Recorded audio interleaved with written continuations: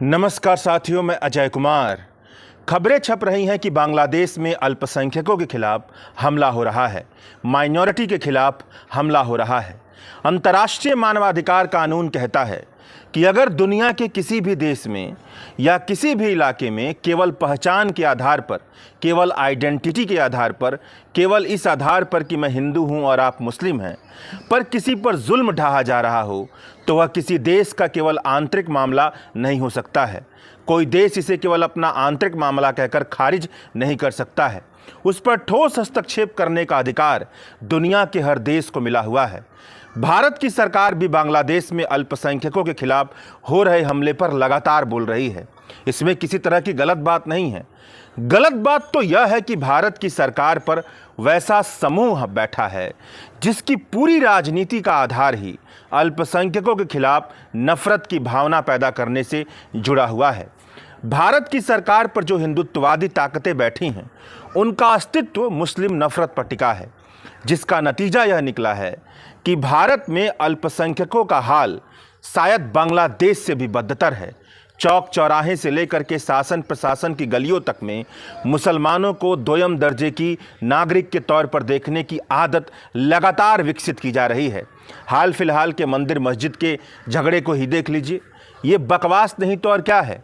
मस्जिद के नीचे मंदिर खोजा जा रहा है, निर्दोष मारे जा रहे हैं, पुलिस वाले घायल हो रहे हैं, और इस मामले में सबसे बड़ा दोषी बनकर के भारत का सुप्रीम कोर्ट आ रहा है, जिसे न्याय करना था, जिसे संविधान की व्याख्या करनी थी। प्लेसेस ऑफ वर्शिप एक्ट जैसा शानदार कानून होने के बावजूद भी मस्जिद के नीचे मंदिर खोजने की बकवास को सुप्रीम कोर्ट खारिज नहीं कर रही है, बल्कि उल्टा मामला लटकते जा रहा है, केवल इसीलिए कि मुसलमानों के खिलाफ नफरत का बयार समाज में बहता रहे और उस बयार पर बैठकर भाजपा सत्ता तक पहुंचती रहे।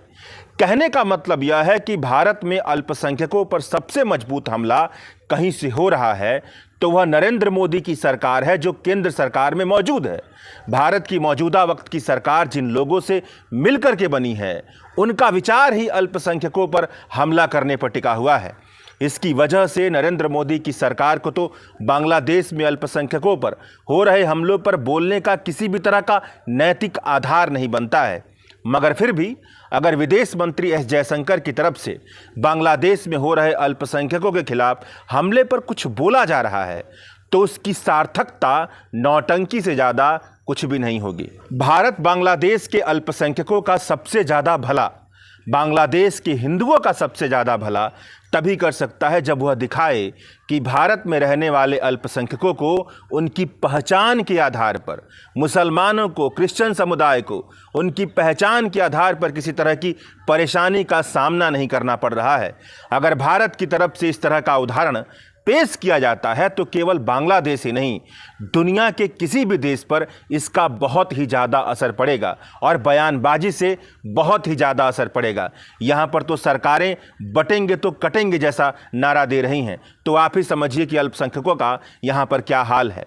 बांग्लादेश की कुल आबादी की बात करें तो साल 2022 के बांग्लादेश के पॉपुलेशन एंड हाउसिंग सेंसस के मुताबिक बांग्लादेश की कुल आबादी तकरीबन 165 मिलियन के आसपास बनती है। एक तरह से कहा जाए तो 16.5 से लेकर के 17 करोड़ के आसपास, यानी बांग्लादेश की आबादी भारत के उत्तर प्रदेश की 24 करोड़ की आबादी से भी बहुत ज़्यादा कम है। 16 से 17 करोड़ की आबादी वाले बांग्लादेश में अल्पसंख्यक समुदाय की आबादी, माइनॉरिटीज़ कम्युनिटी की आबादी मुश्किल से 2 करोड़ है।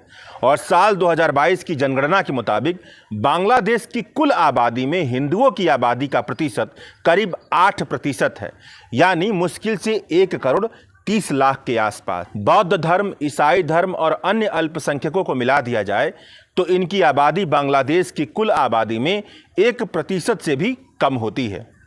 और बांग्लादेश में केवल मुस्लिम धर्म की आबादी 91% के आसपास है। एक लिहाज से कहा जाए तो बांग्लादेश का बहुसंख्यक वर्ग मुस्लिम समुदाय से आता है। समाज विज्ञान की किताब तो यही कहती है कि भारत की 140 करोड़ की आबादी के मुकाबले बांग्लादेश की आबादी बहुत ही ज़्यादा कम है।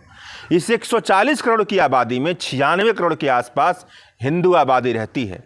यह हिंदू आबादी अपने सबसे करीबी अल्पसंख्यक समुदाय के साथ, मतलब मुसलमानों के साथ किस तरह का बर्ताव करती है, इसका असर भारत के उन सभी पड़ोसी मुल्कों पर जरूर पड़ता है जिनकी आबादी बहुत कम है और आबादी का बहुसंख्यक हिस्सा मुस्लिम समुदाय से आता है। बांग्लादेश के Hindu Muslim Christian minority council के जनरल सेक्रेटरी मनिंद्र कुमार नाथ के मुताबिक शेख हसीना की सरकार की विदाई के बाद बांग्लादेश के 64 जिलों में अल्पसंख्यक समुदाय पर तकरीबन 2000 से ज़्यादा हिंसक हमले की घटनाएं रिकॉर्ड की गई हैं।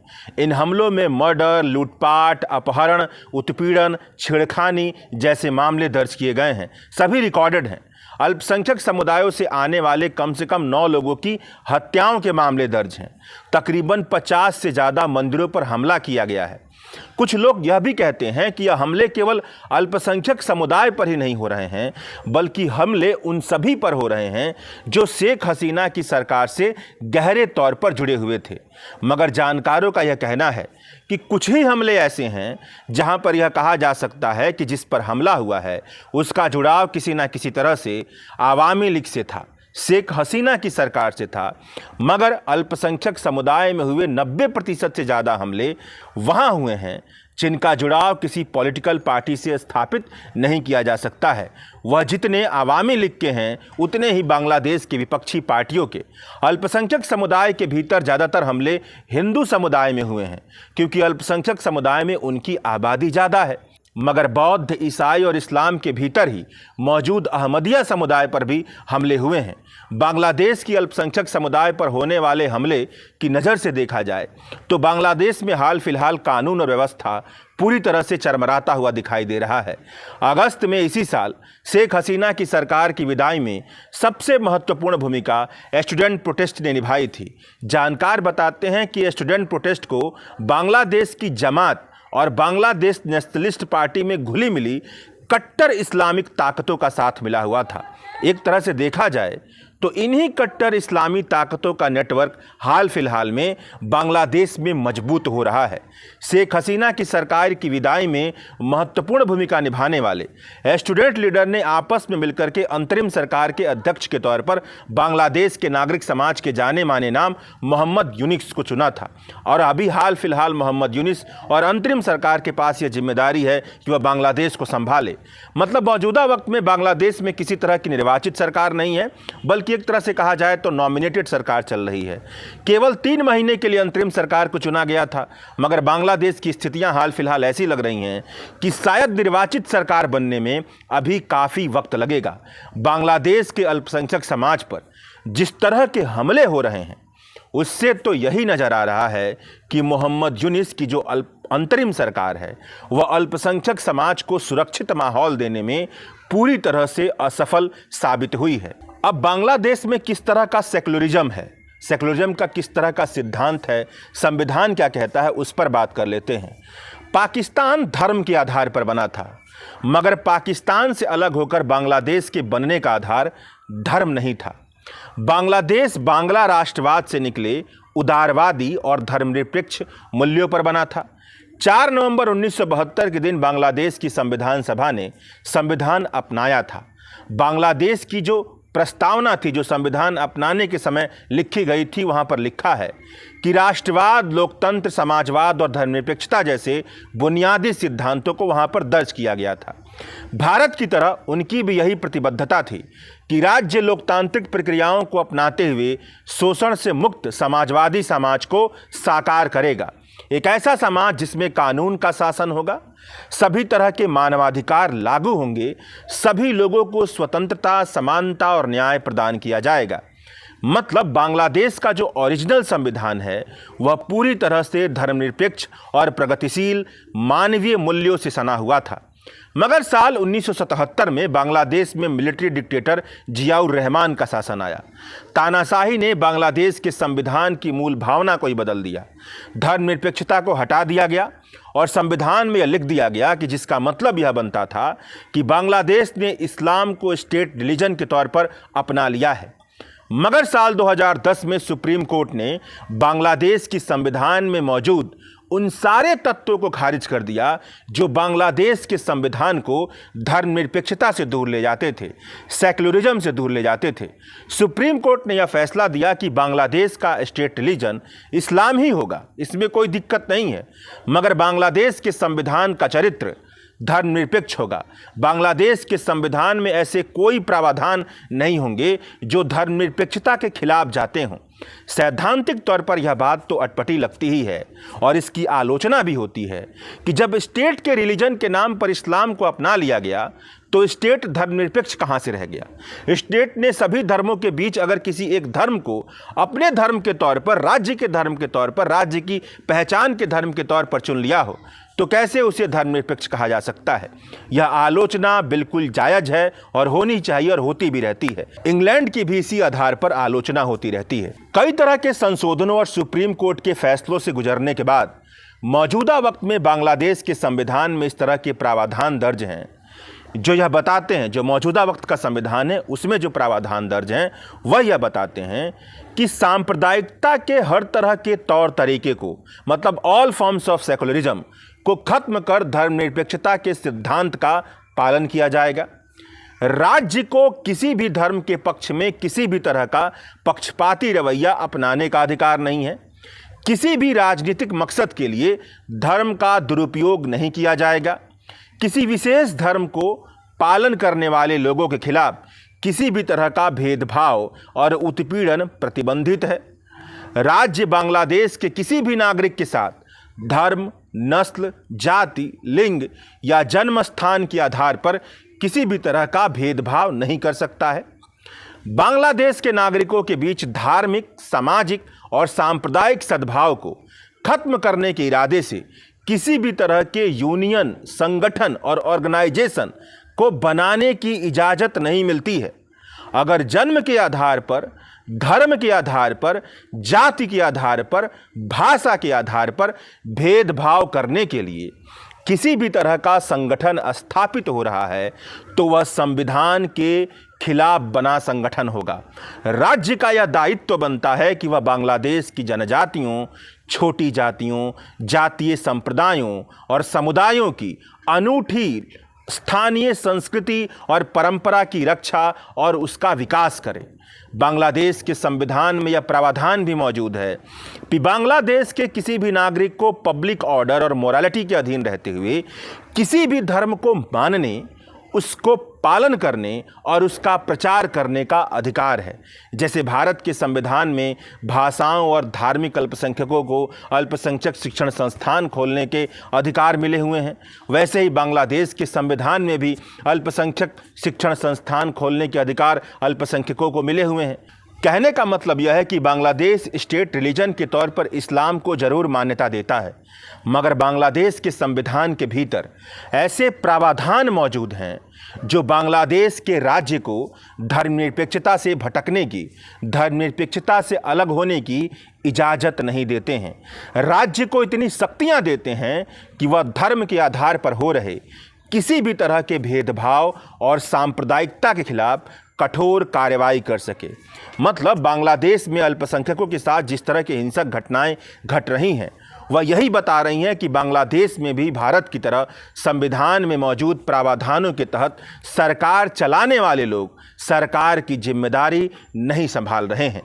भारत और बांग्लादेश में अल्पसंख्यक समुदायों के खिलाफ होने वाले हमलों के पीछे सबसे बड़ा कारण यही है कि बांग्लादेश की अंतरिम सरकार और भारत की सरकार में वैसी ताकतें शामिल नहीं हैं जो संविधान के लिए प्रतिबद्ध हों। वैसा विचार, वैसे लोग शामिल नहीं हैं जो धर्मनिरपेक्षता के प्रति प्रतिबद्ध हों। जाने माने चिंतक प्रताप भानु मेहता इंडियन एक्सप्रेस में बांग्लादेश के सेकुलरिज्म को लिखते हुए लिखते हैं कि आज़ाद मुल्क के रूप में बांग्लादेश अभी तक धार्मिक या धर्मनिरपेक्ष राष्ट्र के तौर पर अपनी पहचान के सवाल को हल नहीं कर पाया है। जियाउर रहमान के शासनकाल में बांग्लादेश के धर्मनिरपेक्ष भविष्य की संभावनाओं पर बहुत ज़्यादा हमला हुआ। जियाउर रहमान के शासनकाल में बांग्लादेश की राजनीति और समाज में इस्लामिक समूहों को बहुत ज़्यादा मजबूती मिली। वह बांग्लादेश की राजनीति में एक महत्वपूर्ण खिलाड़ी बन गए। ऐसा भी नहीं है कि शेख हसीना की राजनीति ने इस्लामी समूह को पूरी तरह से नकार दिया, बल्कि हकीकत यह है कि शेख हसीना ने भी मास मोबिलाइजेशन के लिए, मतलब भीड़ इकट्ठा करने के लिए, वोट देने के लिए, अपने पीछे गुलबंदी करने के लिए इस्लामी समूहों का इस्तेमाल किया। अपने खिलाफ चल रही जायज़ आलोचनाओं को बंद करने के लिए इस्लामिक समूह का इस्तेमाल किया। अभिव्यक्ति की स्वतंत्रता पर लगाम लगाने के लिए इस्लामिक समूह का इस्तेमाल किया। इस तरह से बांग्लादेश की राजनीति में इस्लामाबाद एक तनाव की तरह मौजूद है और बांग्लादेश का जो कुल मिला जुला करके इतिहास मुश्किल से 60 साल का भी नहीं है, वहाँ पर यह तनाव बहुत गहराता जा रहा है। एक बेहतर समाज वह होता है जहाँ पर बहुसंख्यकवादी आवेग सही और गलत के बीच फ़र्क को समझ पाता है। अंत में चलते चलते इस बात को समझिए कि एक बेहतर समाज वह होता है जहाँ पर बहुसंख्यकवादी आवेग, जो मेजॉरिटी की भावना है, वह सही और गलत के बीच के फ़र्क को समझ पाती है। यूनिवर्सल वैल्यूज़ पर बने अपने संविधान के साथ अपने जीवन के नज़रिए को जोड़ पाती है। भारत और बांग्लादेश का बहुसंख्यकवादी वर्ग उन नेताओं के जरिए हाँका जा रहा है जो संविधान में भरोसा ही नहीं करते हैं, जो एक ऐसा राष्ट्र बनाने का सपना देखते हैं जिसमें सभी की मौजूदगी ना हो, अगर मौजूदगी हो भी तो या तो केवल हिंदुओं की या तो केवल मुस्लिमों की। भारत में भारतीय जनता पार्टी का वैचारिक आधार मुसलमानों से नफरत पर टिका है, तो बांग्लादेश में जिन समूहों को ताकत मिल रही है उन्हें बांग्लादेश के जानकार कट्टर इस्लामी समूह कहते हैं। जमात जैसे कट्टर इस्लामिक समूह की भागीदारी साल 1971 के बांग्लादेश के नरसंहार में थी। इसी के दम पर बांग्लादेश नेशनलिस्ट पार्टी आगे बढ़ी। मौजूदा समय में इन्हीं समूहों की ताकत बांग्लादेश में सबसे ज़्यादा बढ़ रही है। संभावना जताई जा रही है कि आने वाले समय में बांग्लादेश की शासन सत्ता इन्हीं के हाथों में चली जाए और स्थिति और गंभीर बने।